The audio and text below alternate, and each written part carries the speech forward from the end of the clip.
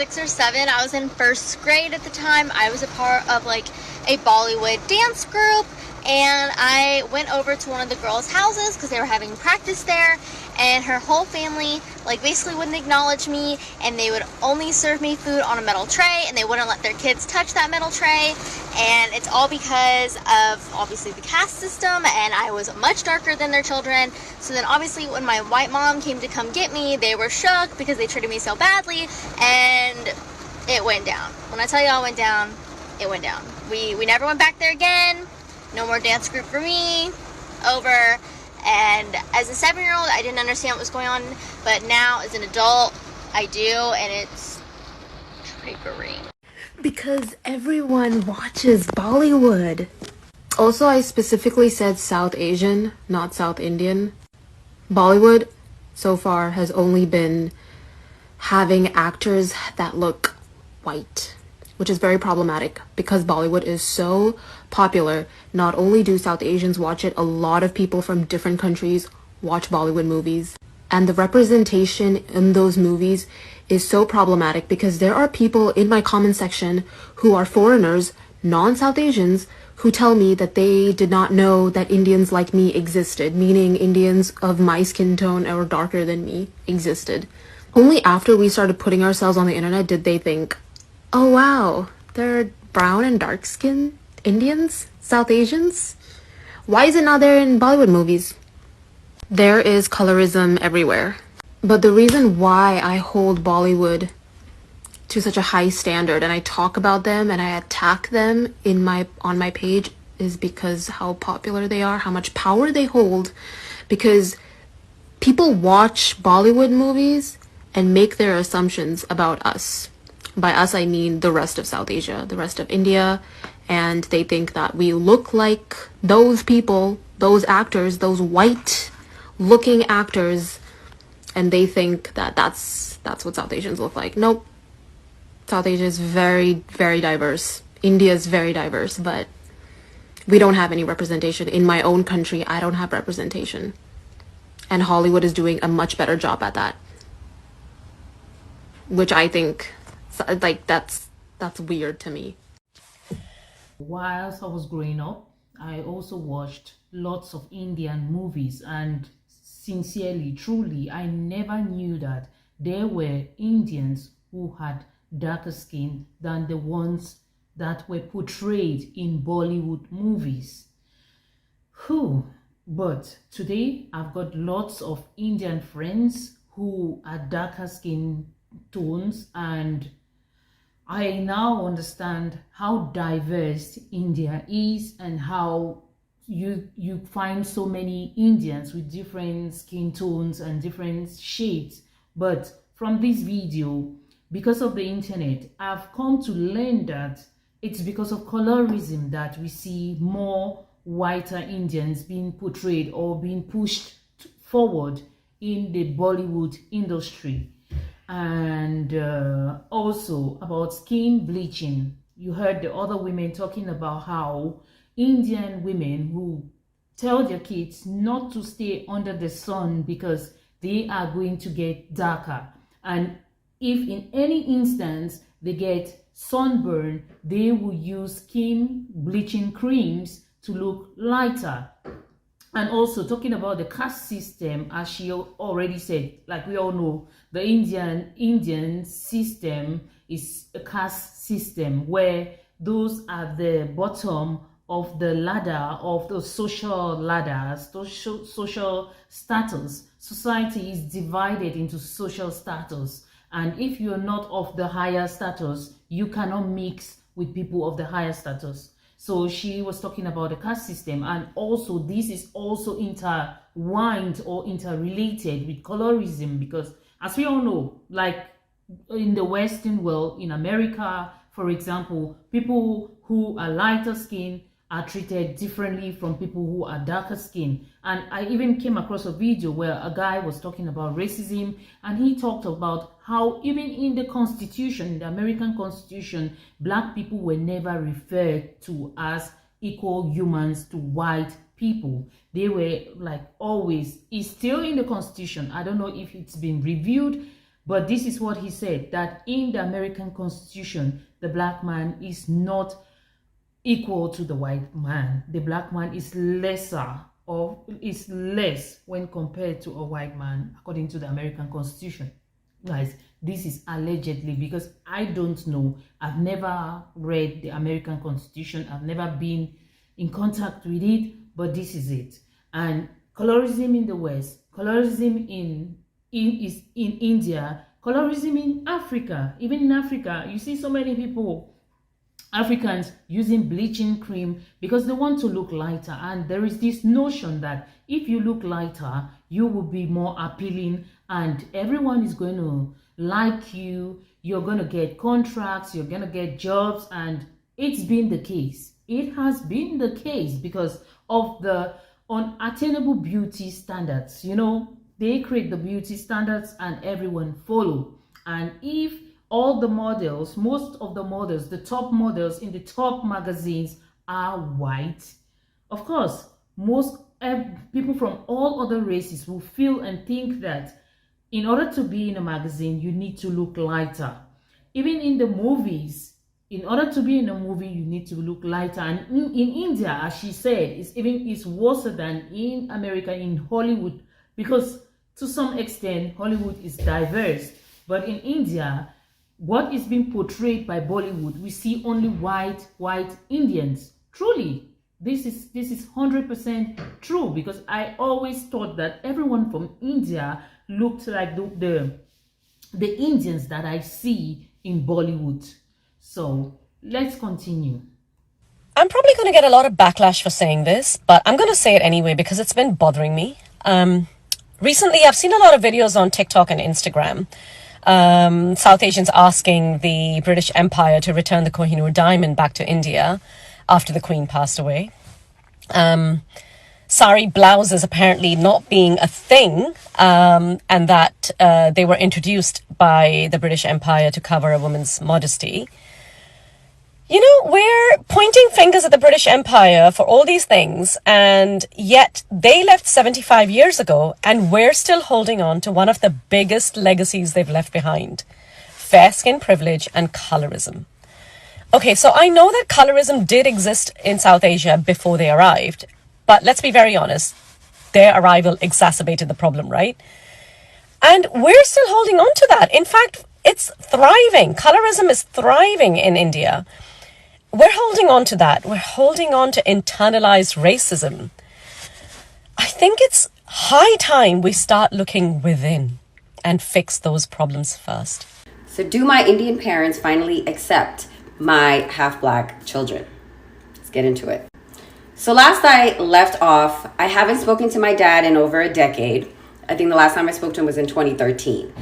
I don't need him in my kids' lives. He disowned me a long time ago, or I felt he disowned me, even though I felt like he wanted to communicate with me, but he didn't want to own up to the fact that he has half black grandchildren. Love sees no color. What her family done is completely unacceptable. They had disowned her for having mixed children with her black husband. Now, as long as her husband, don't matter the race or the color, as long as he treats her good and respects her, no one should have a problem with that. No one whatsoever.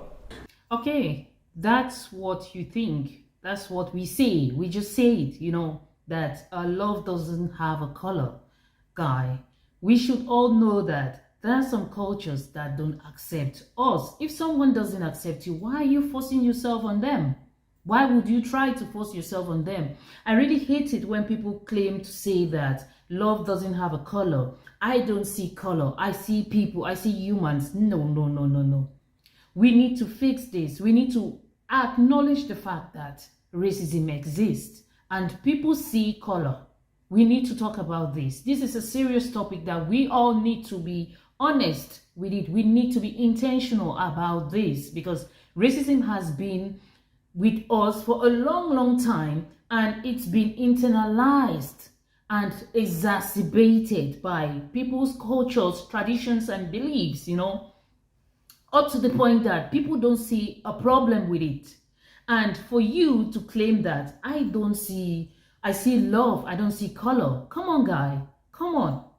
You need to be honest.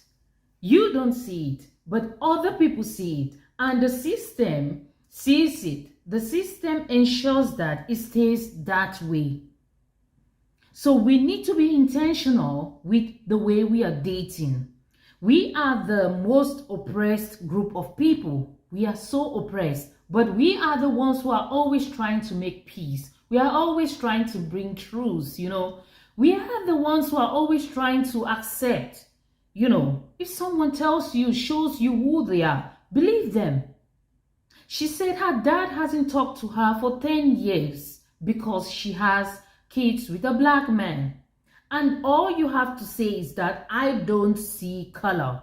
I see love. No, we see color. We need to start seeing color. We as black people need to start seeing color. Because only when we start seeing color will everyone else understand that they've been discriminating us because of our skin color. You understand? You need to see color because you will not see color, but every other person around you sees color. So you need to be conscious. You need to be aware that people see you and they see your color. Don't say that I don't see color, I see love. I don't see people, I don't see racism. I don't see color, I see people, I see humanity. Of course. But we as black people, especially black men, we need to be intentional about how we date, with who we lay with who we make our offsprings with which culture we intermarried with. We need to be intentional as black people. I have seen so many cases of Indian people, Indian families not wanting their son or their daughter to intermarry with people from other culture, especially black people. And you all black people still keep going back there to marry them. What are you looking for that you can't find in your own community, in your own race? What are you all looking for?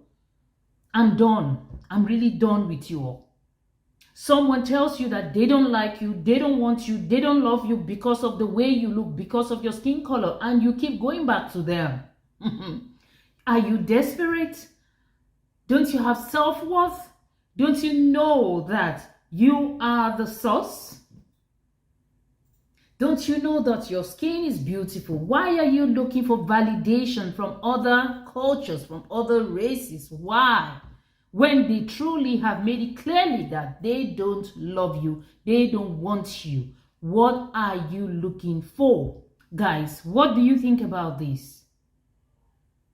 Drop your thoughts in the comment section. I'm really ready to continue this discussion in the comment section. Let's continue in the comment section. He would tell people I'm off somewhere studying. The kids didn't exist. There was no pictures of me in this house. There's no pictures of the kids in this house. Anytime I would see one of his friends, oh, how's school?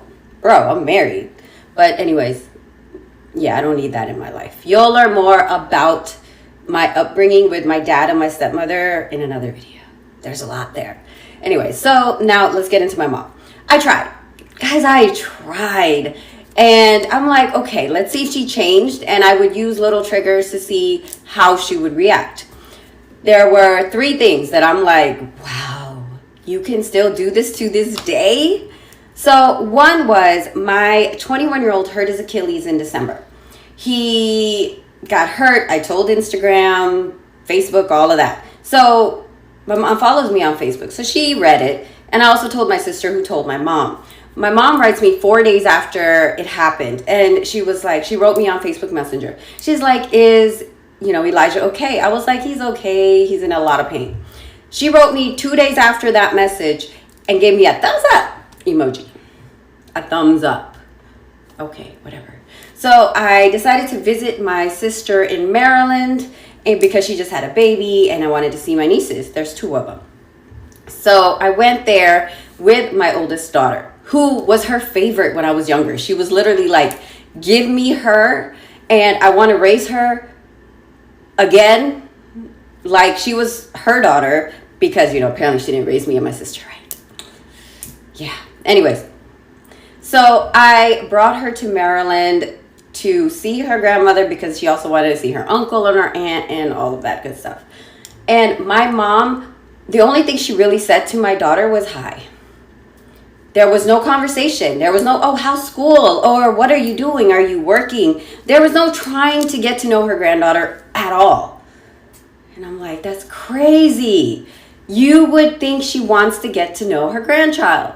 Like, who wouldn't want to get to know your grandchild? If I had a grandchild, I want to know everything about that child. But yeah, she really wasn't trying to talk to that child. And it was very disheartening to see. Very disheartening. I'm like, wow, okay. I'm going to have to get to a part 2 because there's not enough room in this video for this. Whew. I also had an Indian friend who I met at my job, and she told me that when I got married to my husband, I had never met him before. My marriage was arranged, and this guy used to live abroad. And one day my parents called me and they said they found me a husband, that I need to get ready to get married to my husband. She told me, like, I was shocked that I had to marry someone I have never seen, I've never met. I said, okay, but isn't this your culture? She said, yes, it's their culture, because they don't need to see the person they're going to marry. They just meet on their wedding night. That's when they have to meet each other. It's mostly always arranged marriage. And while she was telling me what she was narrating this story, I could see sadness in her eyes. And I asked her, like, but do you love your husband? Because she already has a kid with her husband. So I met her when she has already been with this man, her husband, for like 6 years, because her kid is 5 years old. I just met her. And I felt so bad for her. And I asked, like, but how do you survive? How do you get along? She said, well, there is basically nothing I can do, because I need to be with this man. I need to, like, respect my parents' wishes, because that's like a family honor. The family, like, it's a valuable thing for my family for me to get married to this man. And should, in case I don't want to be with him or I want to divorce him, it will be a big issue for me and my family, because they're going to disown me, and it will be like I'll be dishonoring my family. And in some cases, in some really bad, serious cases, she might be unalived because she has dishonored her family. Unaliving her would be like an honor to her family. That's the Indian culture. And this is the culture which most of these women don't want to be in. They want to leave the culture, because they also talk about the colorism in their culture, in Bollywood, and in the society, the caste system also. You know, what do you think about this, guys? Drop your thoughts in the comment section. Until next time, see you all. Bye.